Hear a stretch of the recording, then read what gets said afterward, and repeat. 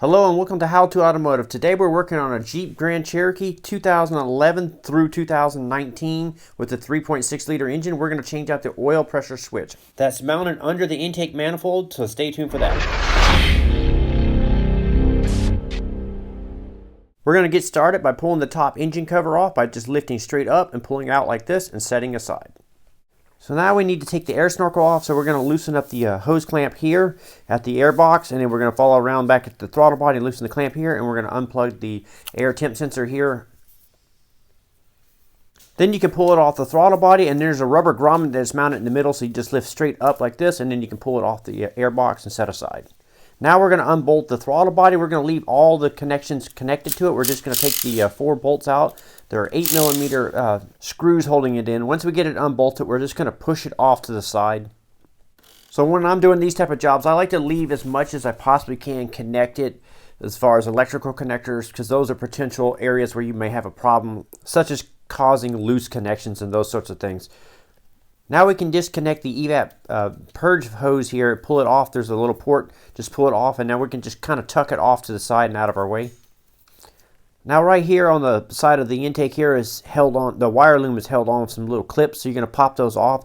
I used a little flat blade screwdriver to pop the clip off here. It's kind of like 2 little alligator clips, like pinching the side of it, so you kind of pry it off. And then further back is another wire loom holder. It's easier to remove later on in the process, but right now we need to unplug the electrical connector here. So we're going to take this little lock tab and slide it back. I used a little pick tool to slide it back. Then once you got it slid back, you can squeeze the tab and then pull and unplug it. So right back here is the additional wire loom holder. You can get to it later on in the process, or if you want to, you can get it. If you can get your hands back here, you can go ahead and pop it off now. So now on the opposite side of the manifold here is a bracket here and a bracket a little further back that we need to remove the 2 10mm nuts holding it on. So you'll see the studs sticking out here, so you can remove these 2 10mm nuts. So once you get the nuts removed, the brackets that are holding the manifold on are pinching the side of the manifold. So we need to get this hose here, pull it off and get it out of our way. And now we're going to go down to the bottom of the brackets here and loosen up the fasteners on the bottom. We don't need to remove them completely, we just need to loosen them up. So if you look right down here, you just follow them straight down to the bottom of the brackets. There's 13mm nuts on there, so we need to back those off a few threads. And once we get them backed off a few threads, then the bracket will flare off to the side and clear the little studs that it's mounted on. So the front one's pretty easy to get to. And as you can see here, I got it loose, and you can see it's flared off to the side and clearing the studs. So now what we're going to do is we're going to work on the back one. The back one's a little harder to see. It's in between these pipes and coolant pipes and stuff down here. So the way I got to these is I had to reach around the back side like this, and there's a little nut on here. Take the nut off, and once you get that backed off, then you can use a thin wrench and slide down there in between there and just loosen the bolt up. So as you can see, I got a wrench. It's hard to see, but I got a wrench on the bolt on the bracket, and you just loosen it up a few threads, just enough to where it flares off to the side and clears the stud that it's mounted on. Now we've got the brackets loose on this side. We're going to go on the side of the throttle body here, and there's a bracket here, so there's a 10mm bolt here. You're going to go ahead and remove that one. Now a little further back is a second mounting bracket right here, or portion of the bracket. We need to remove the 10mm bolt. To make it easier to get to, you want to pop off the vacuum hose that's right here on the side of the throttle body that's following along the fender here. You can pop this hose off and tuck it off to the side, and that gives you a little bit more room back there. Once you get this popped off, now you can get your hand back there a little easier to get to the 10mm nut that's holding the side of the bracket onto the throttle body. And if you look here, I got a 10mm socket with a little 1-inch extension on there to get to that nut and fastener. So we're going to loosen that up. I'm using a 1/4-inch ratchet to get back there. Be 7 bolts, 1, 2, 3, 4, 5, 6, and then the 7th one is right here. We're going to remove all those fasteners. To do the one in the very back, you're going to need a wobble extension and a deep 8mm socket and an extension like this to get to it, because it's kind of tucked underneath the firewall. And I was able to use my my cordless ratchet here to break that fastener loose and pull it out. And then once you got that one removed, then you can switch over to a regular impact like this, and you can remove the rest of the fasteners. So I will link up all the tools and the parts and gaskets that I'm using in the description of the video. That way, if you need the parts or if you see a tool that you like, it will make your life easier. The links for it will be in the description. So you're going to go ahead and remove all 7 of these fasteners holding the plenum down here. Now that it's unbolted, we need to flare these little brackets off the stud, make sure they're off, and then we're going to pull it towards the front and cock it kind of sideways. And we need to clear the studs in the back. So what we're going to do is we're going to pull it forward, cock it sideways like this, and then that allows it to clear the little studs on the bracket right back here. And then we can pull it forward like this. Now we can finish unconnecting or disconnecting the wire loom holder here. Once you get the wire loom popped off on the passenger side, we're going to go on the driver's side of the intake manifold, and there's going to be another wire loom holder right back here, so you can go ahead and pop that off. Now you can pull the intake out, and underneath there's going to be this foam pad, so go ahead and remove that.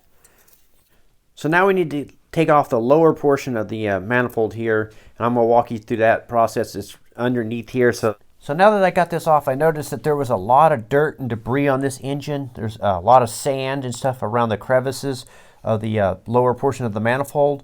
And if we take it off, all that dirt and debris is going to fall inside. So what I'm going to do is I'm going to block off the upper portion of it, and I'm going to clean this out with some compressed air. So I just cut out a piece of cardboard and put it over the perimeter. Now I'm going to use compressed air to blow out the debris and dirt and stuff from the crevices. And I'm just going to hold my hand down here. And as you can see, there's a lot of stuff. We're going to try to reduce as much of that stuff falling in the engine as possible. So cover it up as best you can and then blow that stuff out. So now you can see a majority of that dirt and sand has been blown away and is clear. So now we can go ahead and remove the upper portion of it. So what we're going to do is we're going to leave a majority of this hooked up, and we're going to unplug the 3 coils on the passenger side of the vehicle by squeezing the tabs and pulling the connectors off.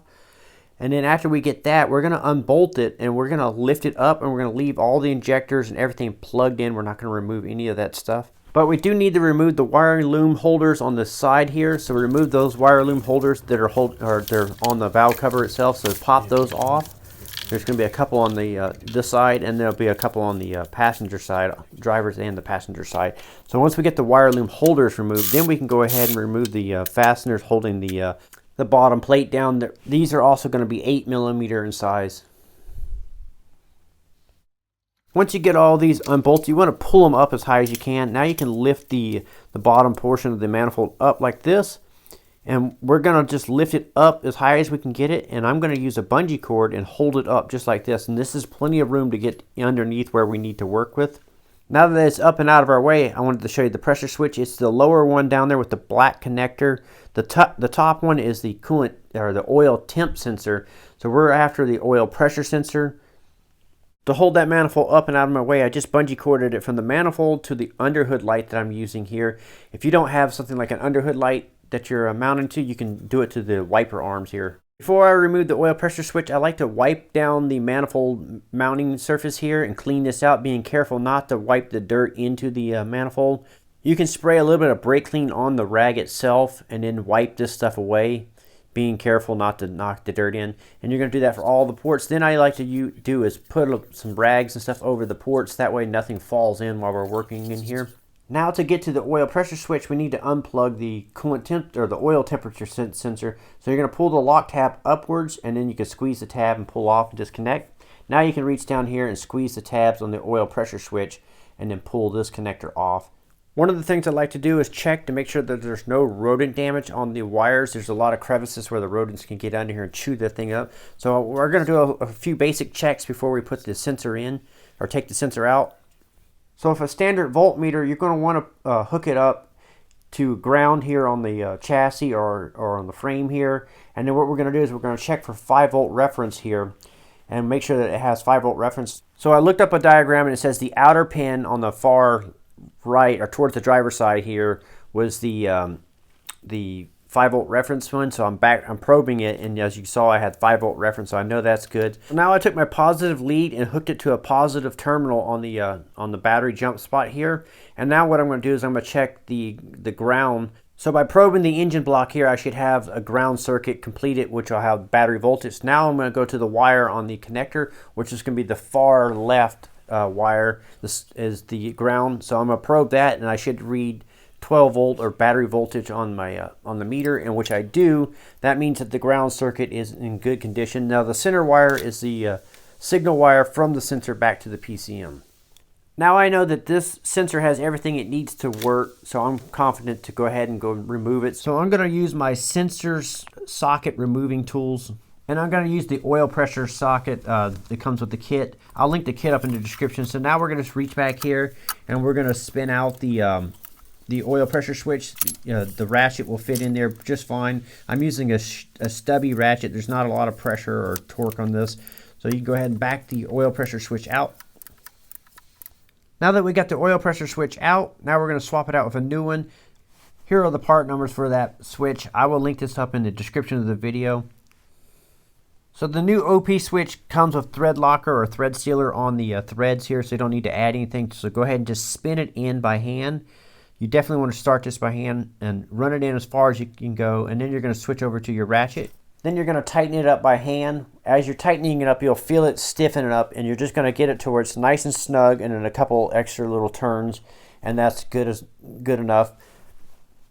Once you get the oil pressure switch bolted up and tightened, now you can go ahead and plug the connector in, and then you're going to plug the connector in for the oil temp sensor that's just above it also, and you make sure that the lock tab is pressed downwards in the lock position, so you just give it a little push, and that'll lock it into place. Now we're going to install new sealing O-rings. I'll link these up in the description of the video. So what we're going to do is we're going to pick out the old ones. I just use a little pick tool like this. You just hook it in there and pull them out. Now you can swap them out with the new ones. Now that we got the O-rings installed, we can go ahead and remove the rags. And after we get these removed, now we can lower the manifold down into position. Now that you got it lowered down into position, I recommend starting all the fasteners by hand. Now that I got all the fasteners started, I switch over to my cordless ratchet here, and it has a variable trigger and allows me to slowly run these bolts down until they just barely touch. We don't want to torque it down or tighten it down with the ratchet. We're just going to run them down until they touch to speed things up, because we'll be here all day if we try to do it all by hand. I'm also running these down in a crisscross pattern, switching back and forth. Now when we go to torque these down, they're a specific pattern.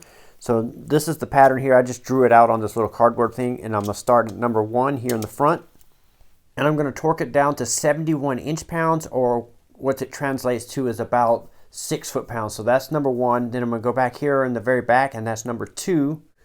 And then once I got this one torqued down, we'll cross over the manifold right here in the middle. We're going to go to number 3. And once we get that torqued down, we're going to go towards the back here and torque down number 4. And then once we get that, we're going to cross back over the manifold right here to go to number 5. Number 6 is up front on the driver's side here. So we'll torque this down to 71 inch-pounds or 6 foot-pounds. And then we're going to move over to number 7, which is going to be on the opposite side. That's the second one in from the left. Then we're going to move to the very front one here, and that's number 8. And we're going to torque that one down. And that'll be the final one. You can do this or go around twice. I recommend going around twice. After that, you can go ahead and plug in the coils and the wire loom holders that we disconnected. Also, it's a good time to just look around and make sure that nothing's been unplugged accidentally or anything. So make sure everything is plugged back in. All the wire loom holders are resecured, and the injectors and coils are all plugged in. Now with our pick tool, we can go ahead and pick out all the old O-rings here on top and swap these out with the new ones. Now we're ready to take our foam pad and put it back into position. The thicker side went in towards the center of the manifold like this. So put it over the cover here like this. And now we're going to take the intake here and start feeding it back into position. So once we get it back there, we're going to hook the hoses up here, and then the wire loom holder in the back there. So we'll stab this in there first, and these studs have to stab into the brackets back here first. So you have to go in at an angle, and then once we got that, then we'll lower it down into position. So you're going to feed it in here like this, and start the vent hose here on the back side. We're going to plug that in. Once you get that plugged in, then you're going to stab the 2 studs into the bracket. So if you notice here, I'm trying to wiggle it into position, and it doesn't want to go in and drop down, and I'll show you the reason why. So if you take a look at these screws here, you want them to stay in the upright position, so you want to screw them out far enough where they hold up. So if you look at here, some of them are hanging down below, and what those are doing is they're snagging underneath there, and they're not allowing the manifold to slide all into position. So what you want to do is you want to go back up top, and you want to screw these screws outwards until they stay in the upright position like this. Now you can slide the manifold back into position, and it'll go right in. Once you got it in there, you're just going to double check that everything's out of the way and not pinch between. And also you can start the brackets on the side and go ahead and start all the bolts here by hand. We're going to just start them all in a crisscross pattern and run them down until they're snug. And then we're going to torque them all down in this particular pattern. And we'll torque these down to 71 inch-pounds or about 6 foot-pounds. So we're going to start here. We're going to torque this one down first, number 1. Then we'll move to number 2. Which will be here, number 3 here, number 4 here, 5, 6, 7, and then we're done. Now we're going to start the two 10mm bolts back here on the back on the brackets. So go ahead and start those and tighten those down. After that, you can go ahead and install the vent hose here in the back and plug that in after you got the bolts tightened up. Now we're going to make sure our throttle body O-ring is in position, and then we're going to flip the throttle body into place. And we're going to start these two little studs mount on those two little holes here. So you're going to line them up and put the throttle body in like this and start the 4 bolts and tighten those down to 71 inch-pounds or 6 foot-pounds. And then we're going to also make sure that all the wiring is plugged in here and all the looms are back into position. Then we're going to make sure that the brackets here are installed. So we'll install those, put the 10mm bolts on there, make sure that the wire loom in the back is plugged in and tighten those up. Then we can put the vent hoses back into position and plug those back onto the air box here. Then you can take your evap purge hose here and route it back over the manifold and then plug it in. You plug the purge valve in right here. Just make sure it's all tucked in and it's tucked behind the oil cap there. Now we're going to take the air cleaner and stab it into the grommet here, and then hook it onto the throttle body, stab it into the grommet, and then hook it onto the air box, and then we'll tighten up the clamps. And then the air intake temp sensor here, we'll make sure that's plugged in. Now you can install the top engine cover. They have rubber grommets that mount on these little studs here, so you line them up and you just press it down until it locks into place. You'll feel it clip down. Now we're going to go inside the vehicle and we're going to clear out any of the codes. Most likely you're going to have a P0520. Also, when we had the intake off and we were testing the wiring, we had the ignition switch on, and there a few other things were disconnected, so you may have codes for that we created. So we want to clear all that out before we drive it. Now we're ready to fire the vehicle up and go for a test drive. So I will link up all the parts and tools that I use in this video. That way, if you need to pick up any of those, you can find those links there. I'm Brian Eslick from How To Automotive. I'd like to thank you guys for watching, encourage you to subscribe, invite you to head over to the howtoautomotive.com website for more valuable videos like this. Thank you again for watching.